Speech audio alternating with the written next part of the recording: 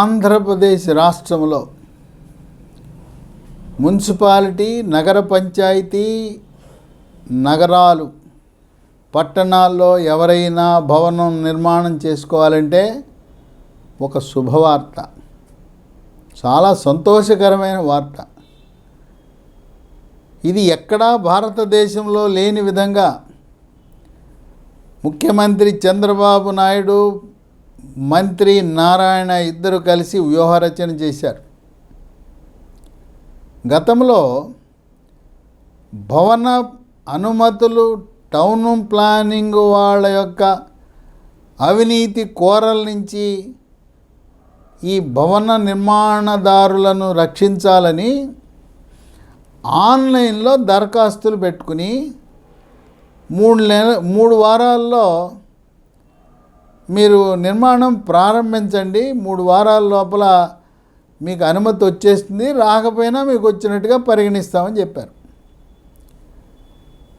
అయితే ఆ 3 వారాల సమయంలో తనిఖీలని, వెరిఫికేషన్ అని అవి ఇవి చెప్పి మళ్ళీ టౌన్ ప్లానింగ్ అధికారులు చేతివాటము చూపిస్తూ వాళ్ళు లంచాల వేటలో పడ్డారు.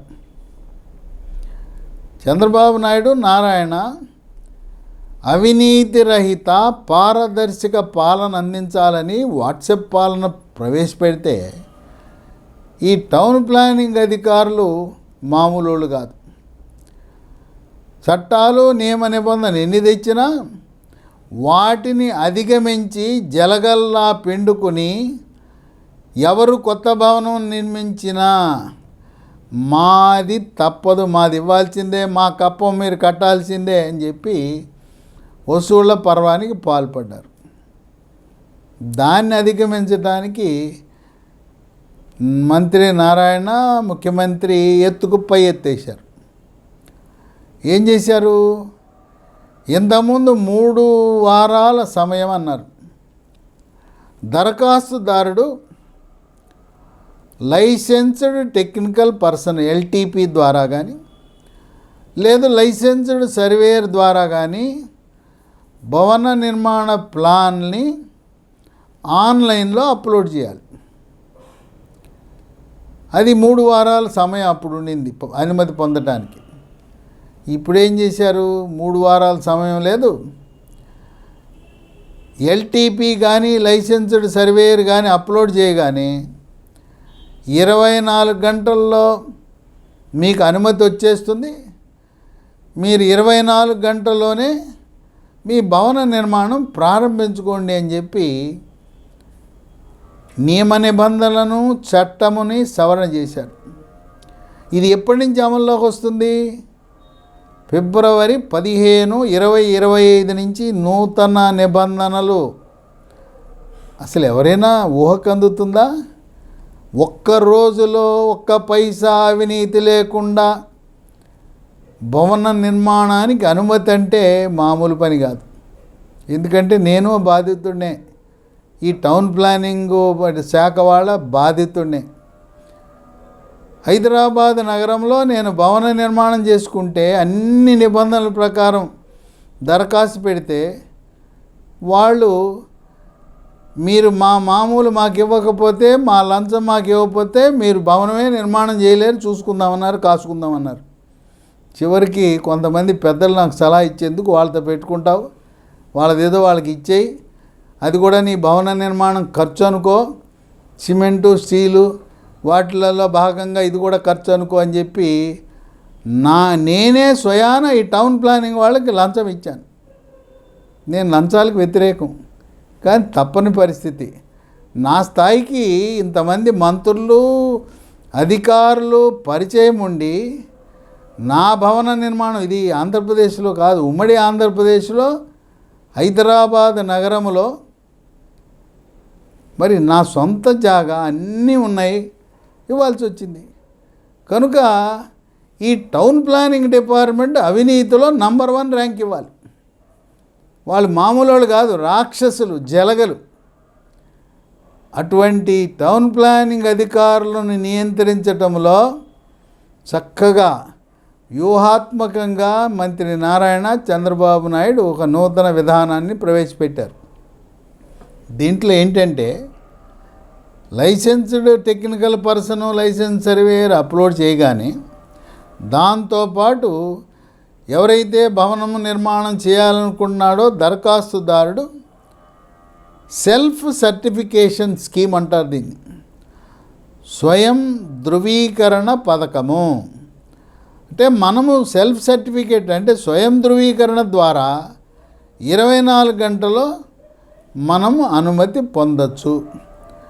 తర్వాత వాళ్ళ తనిఖీలు అని చెప్పేసి మళ్ళీ వచ్చి టౌన్ ప్లానింగ్ వాళ్ళు యథావిధంగా వాళ్ళు చేయి జాపుతున్నారు. ఈ పథకం కింద ఈ వెరిఫికేషన్ అనేది కూడా ఒక పక్క పెట్టేశారు.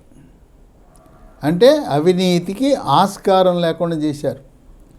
ప్రస్తుతం ఉన్న గణాంకాల ప్రకారం ఆంధ్రప్రదేశ్ రాష్ట్రంలో మున్సిపాలిటీల్లో 123 మున్సిపాలిటీల్లో 35,000 భవనాలకు దరఖాస్తులు మనం సమర్పిస్తుంటాం. ఈ వెసులుబాటు ఎవరికి? 18 మీటర్ల ఎత్తుండే భవనాలు, 5 అంతస్తుల భవనాలకు వర్తిస్తాయి. ఇక 5 అంతస్తులు దాటి 18 మీటర్లు దాటితే దాని పద్ధతి వేరు. ఈ 35,000 దరఖాస్తుల్లో 30,000 5 అంతస్తులు వాళ్ళే. కనుక రాజధానిలో భవన నిర్మాణం జరగాలంటే ఇక ఎటువంటి అడ్డంకి లేదు. ఆగమేఘాల మీద అక్కడ భవన నిర్మాణాలు, వాణిజ్య భవనాలు, నివాస భవనాలు కూడా అమరావతిలో నిర్మాణం చేసుకోవటానికి ఈ నూతన నిబంధనలు ఎంతగానో ఉపయోగపడతాయి. అంతేకాదు భవన నిర్మాణ కార్మికులకు ఉపాధి, తర్వాత ఈ భవనాలు నిర్మాణం చేయటం ద్వారా ప్రభుత్వానికి జిఎస్టీ ద్వారా ఎంతో ఆదాయం. తర్వాత అమరావతిలో ఇప్పుడు అక్కడ అన్ని చెట్లు కొట్టేసి మైదానములా ఉన్న అమరావతిలో రాబోయే 3 ఏళ్లలో 2027 నవంబర్ నాటికి మొత్తం అన్నీ కూడా భవనాలు వెలవాలంటే ఇలాంటి చట్ట సవరణలు చేయవలసిన అవసరం ఉంది. ఇదే విధంగా దీన్ని స్ఫూర్తిగా తీసుకుని ఇతర శాఖల వారు, ఇతర మంత్రులు కూడా మంత్రి నారాయణ ఏ విధంగా ప్రతి అంశములోనూ అవినీతికి తావు లేకుండా ఆయన ఏ విధంగా మార్పులు చేర్పులు చట్ట సవరణలు చేస్తున్నాడో ఇతర శాఖలలో కూడా చేయవలసిన అవసరం ఉంది. కనుక ఈ దెబ్బతో టౌన్ ప్లానింగ్ శాఖ అధికారుల యొక్క కూరలు పీకిన పాములే. వాళ్ళు ఎవ్వరూ కూడా ఉద్దేశపూర్వకంగా వాళ్ళకి ఏ లంచము ఇవ్వవలసిన అవసరము లేదు. ఏదైనా ఉంటే మంత్రి నారాయణ అన్ని రోజులు ఆయన అందుబాటులో ఉంటాడు. ఎక్కడైనా కలుస్తారు. ఏ ఊరు ఎక్కడ పర్యటనకి వెళ్ళినా కూడా ఆయన అలవాటు ఏంటంటే పౌరులు వచ్చి ఏదైనా దరఖాస్తు తీసుకుంటారు, చెప్పింది వింటారు. అలాగే సెక్రటేరియట్లో, సచివాలయంలో కలుస్తారు, ప్రజల్ని వాళ్ళ విన్నతులను తీసుకుంటారు. ఆ విధంగా ఈ రోజున మనకు రాష్ట్రాభివృద్ధి జరగాలంటే, మనకి భవనాలు నిర్మాణం వేగవంతంగా జరగాలంటే ఈ సంస్కరణ, పరిపాలనా సంస్కరణ అసలు ఎవరైనా ఊహించగలమా? నేనే ఆశ్చర్యపోయాను. ఒక్క రోజులో భవనానికి అనుమతి అనేది ఊహకు అందలేదు. నభూతో నభవిష్యత్ అనే విధంగా 161 సేవలను వాట్సాప్ ద్వారా అందించిన ఏకైక ప్రభుత్వము భారతదేశంలోనే కాదు, ప్రపంచంలోనే ఎక్కడా లేదు.